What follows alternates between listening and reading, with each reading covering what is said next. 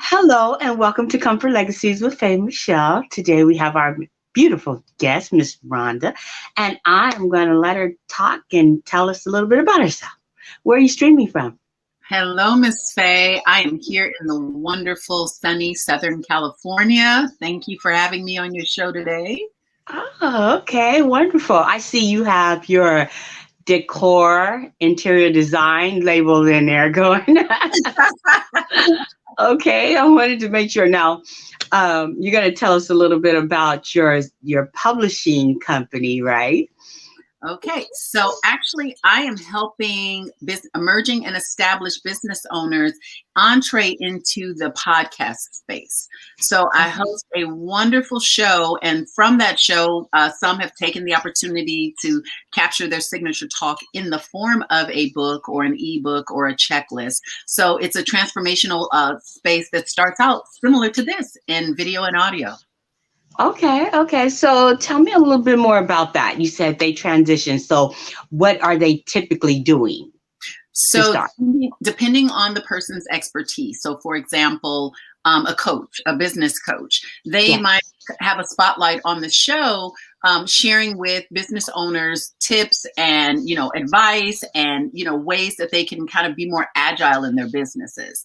And then those tips become chapters essentially in their ebook, or they become modules in a future course that the coach is then able to develop into something that turns into a digital product.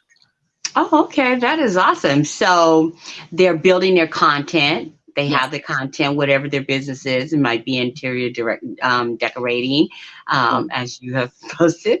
And then they can just gather up all of their creatives and host them all on one spot and start a book. Similar to you, each individual journey can help and lend to someone else's success. And that is the element of like the peer-to-peer learning that you've seen companies like Vistage and, other support groups kind of really be keystone around. But not only that, but taking it so it can be shared with the masses. So that's what we've done with the YouTube podcast is we've created these little actionable snapshots. And then we've seen our coaches and other business owners take that knowledge base and create their courses and content from around that. That is awesome, because that's one of the most tremendous holdbacks is not feeling like you have enough content or how to get started on getting your book or your courses designed. I know I've been waiting to get a course started forever. And it's not like you don't have the content. It's like just putting it all together, so following a little process. I think you've helped me because I've been trying to figure out what to call when we help people do that. And I think I want to call it Get the Book Out of Here. Get the book out of here. So I like that. Yeah, they get on that journey and they, create that labor of love and then they deliver it. So I think that's the part. Like people are good with conception, right? Conceptualizing things and trying to formulate what it's going to be about, but actually, growing it, developing it, and then creating that into, a true product or formation. So yeah, we're going to call that Get the Book Out of Here.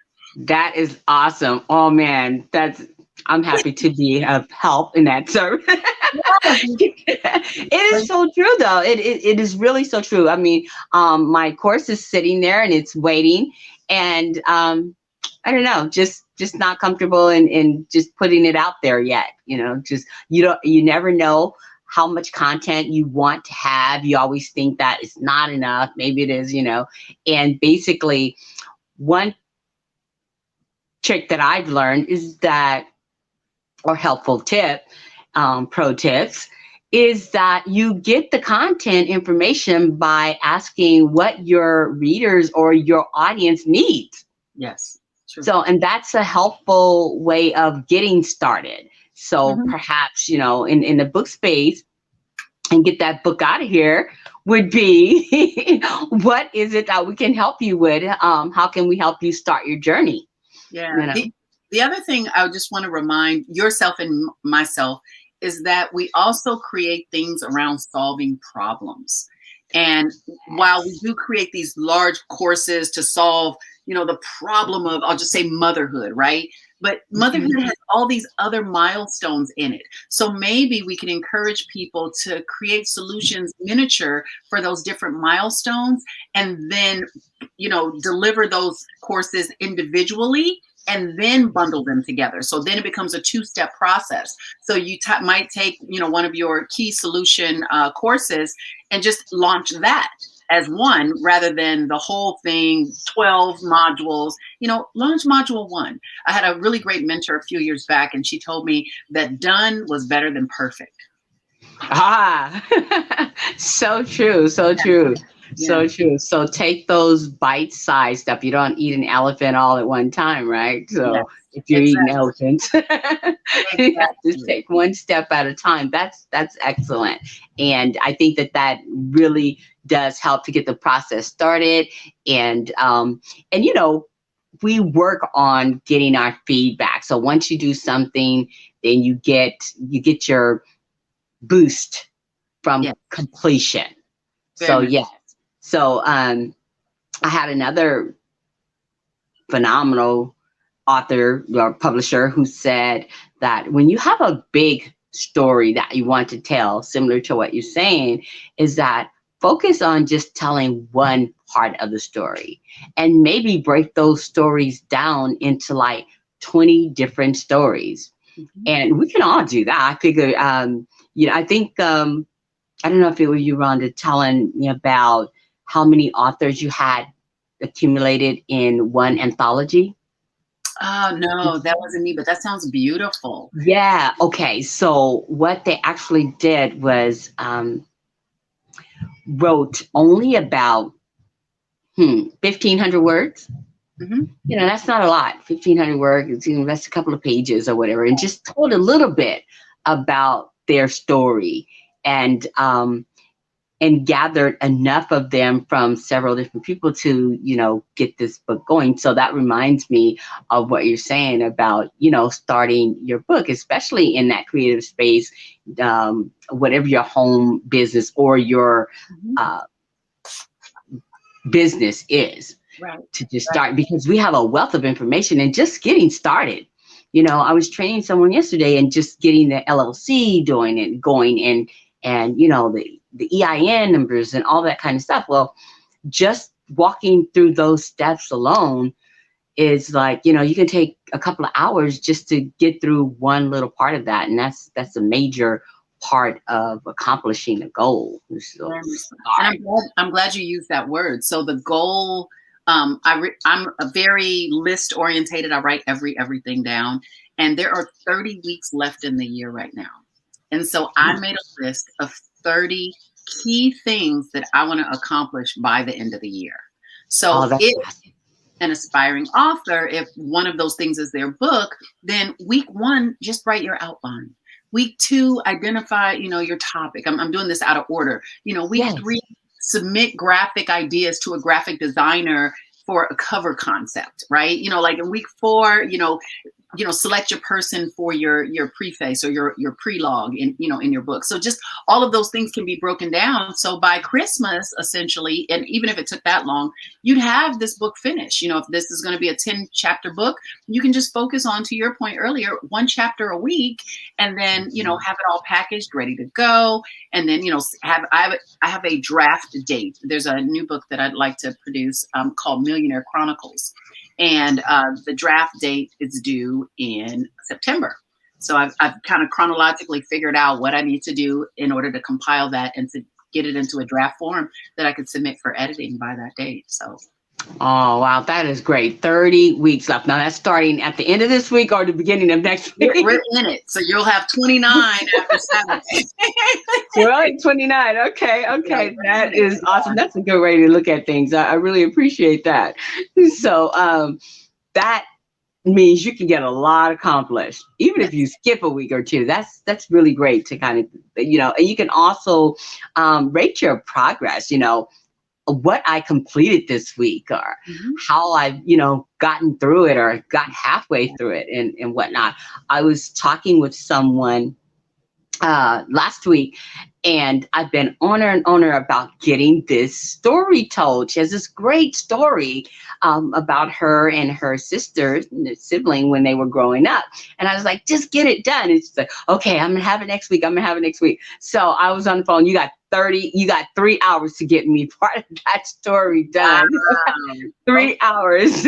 And I want to know how much you got done after that. And when I called back, it was like, oh, maybe third or fourth away. I said, okay, I got you 2 more hours. And we went through the entire day like that until it ended up at the end of the day. And she's like, okay, I just have the conclusion. Well, the night is not going to be over until we have this conclusion done. That was it. Yeah. And it was fantastic. I mean, it was a great, great, great, great story. It was suspenseful. And she was so proud at the end of the day, but just getting started, I think it was that once upon a time start that got her stuck, but once she got past that, it just flowed freely, and she was so proud by the end of the day. I just want to acknowledge the other thing that you gave her is you actually gave her accountability, you gave her support, and you gave her a deadline. Yes, you're right. You hit it. Someday maybe never comes. No, it never comes. Never comes. Absolutely, absolutely. And with that, she was so proud. It was so good. I submitted it straight to, getting it edited and cleaned up really good and whatnot.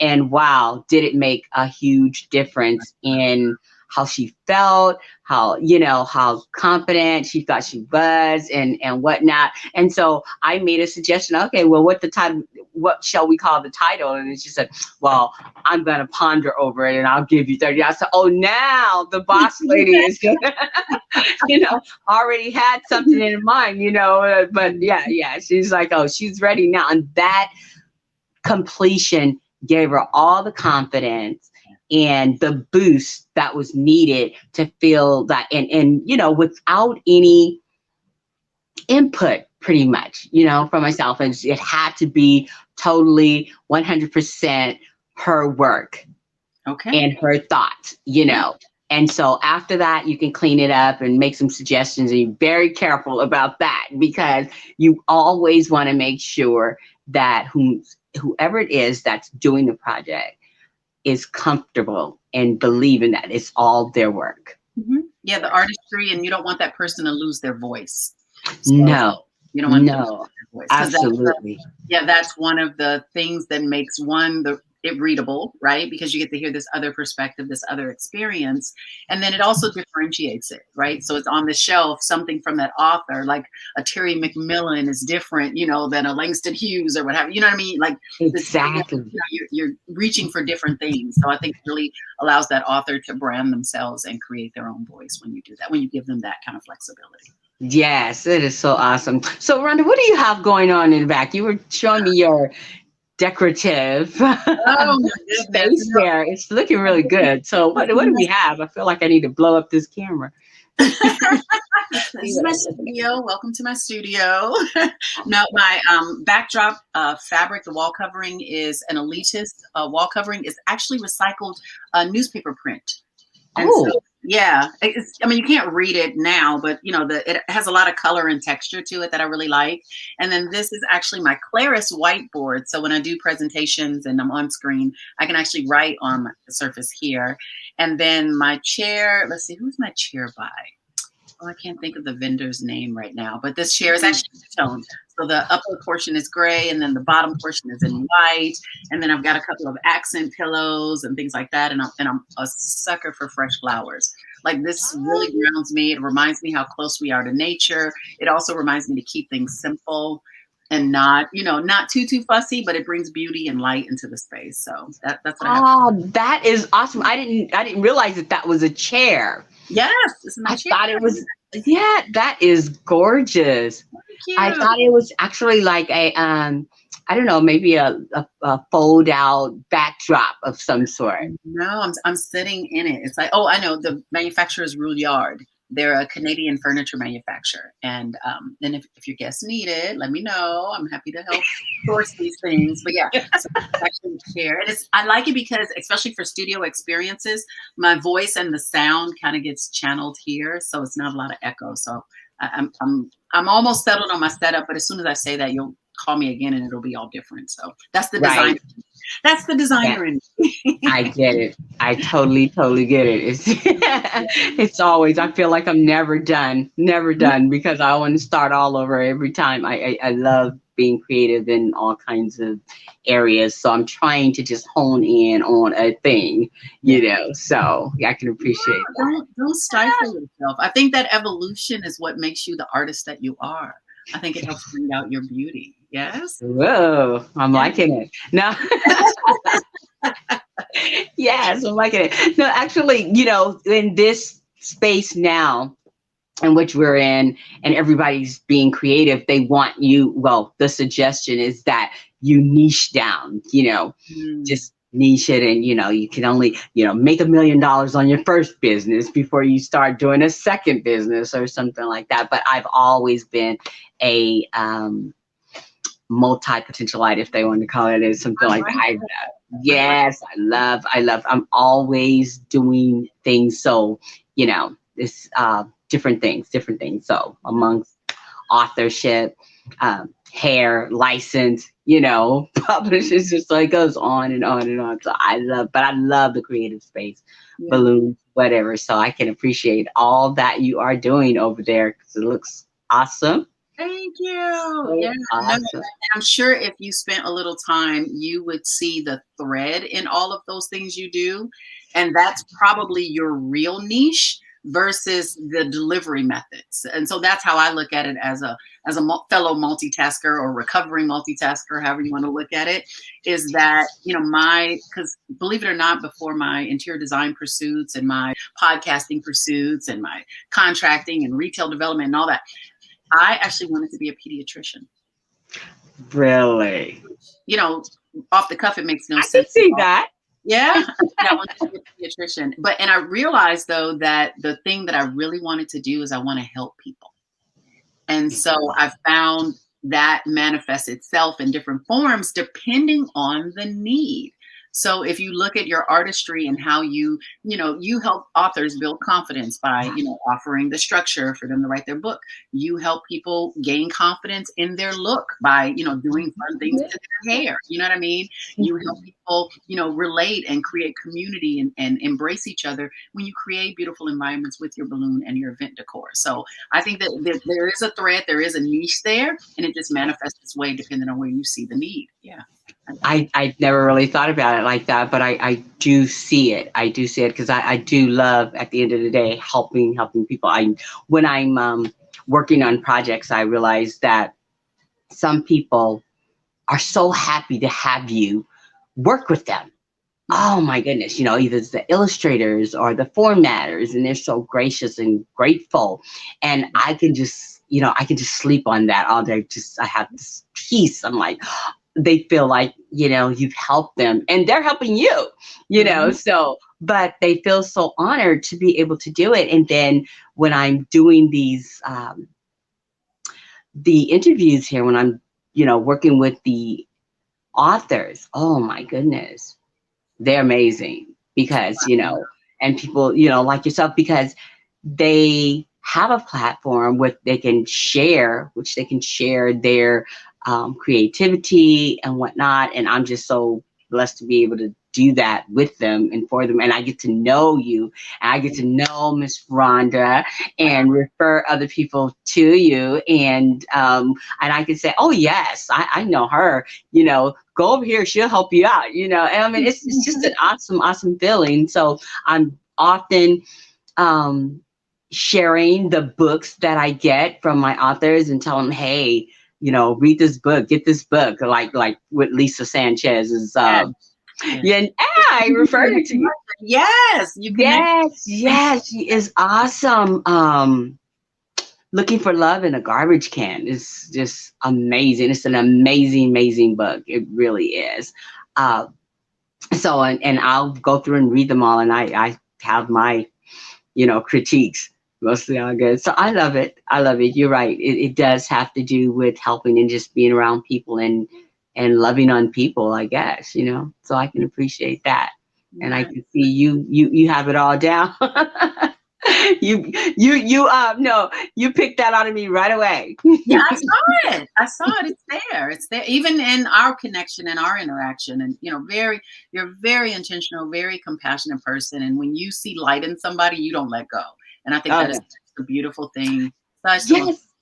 You know what, Rhonda, that is that's interesting that you say that because I remember when I was reaching out to you, I was like, I was in such a hurry not to miss you.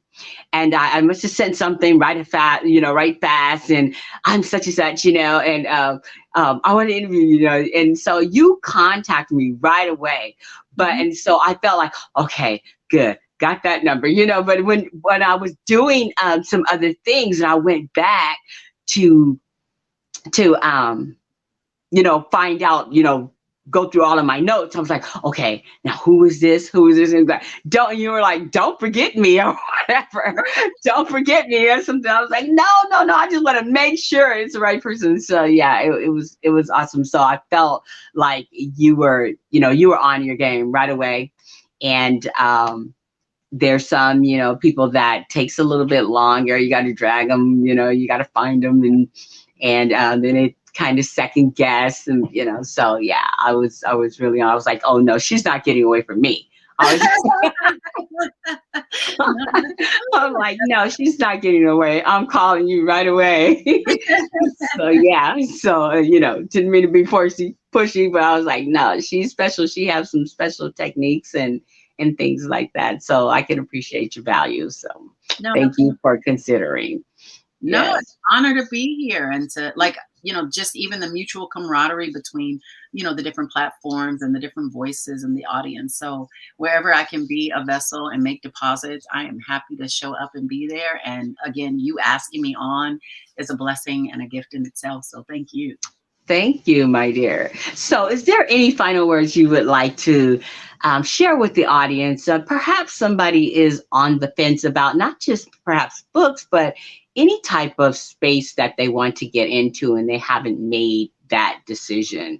Because I've heard often people say, well, I'm like you and myself, I'm very talented and I don't know which one to do. I don't know where to get started. Oh my goodness, I hear that so often. So what kind of advice would you give to someone like that? Someone like that, I would encourage them to begin with the end in mind. And I didn't coin that phrase. I won't lie to you and tell you who said it first, but I would begin with the end in mind, being that think about what it is you need in the moment, right? What do you need first? Are you doing it as a revenue source? Are you doing it as an outlet? Are you doing it as a hobby? Is it to facilitate last wishes of a dying, family member or whatever?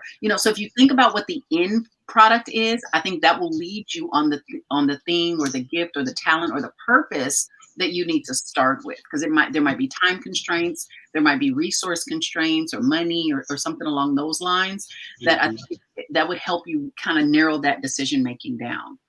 Oh, okay. Okay. So think with the end in mind and what your ultimate goal is Yes. so that they can hone it in. And because there are a lot of things that people are talented in, but it may not be as lucrative as one or the other, Or or it may that may not not be your just goal. Right, or it may not serve the purpose that you need it to serve, right? Right. Again, if Right. you're trying to get, cash on hand, if you're trying to, build out something to keep your kids busy for the summer, then which one can you hit the ground running and get started with now? So I think that if you think about what your ultimate goal is it, celebrityship? Is it, some sort of notoriety? Is there, a professional endeavor that you'd like to pursue or not, or a job opportunity? So I think if you think about what the ultimate goal is, I think it'll really help, align that goal and that talent together.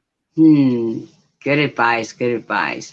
Yeah. Well, I appreciate you so much for being here. I do want to take up more of your time, but I will definitely ask you to come back, especially when you get your book done in September, or at least the first line of it, right? Yes. And so it has just been really, really a pleasure to have you. And I'm gonna say goodbye. And you're all the way in California, where? In California, in the West Valley, so I'm right outside of Los Angeles, so not too Oh, far. Not too far. okay. Okay. All right. So, and we are here in Spokane in the same coast, at least, you know. So that I was wondering. I was like, 1 o'clock. Okay, wait a minute.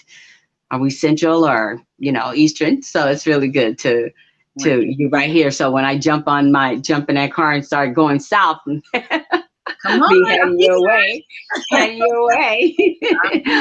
I'm here. No, thank you for having me. Thank you for offering this platform to not only myself, but other women business owners, other, buy-up companies that are out here that, need a place and opportunity. Thank you for being the voice. Appreciate it. Thank you. And we will see you again. All right. Okay.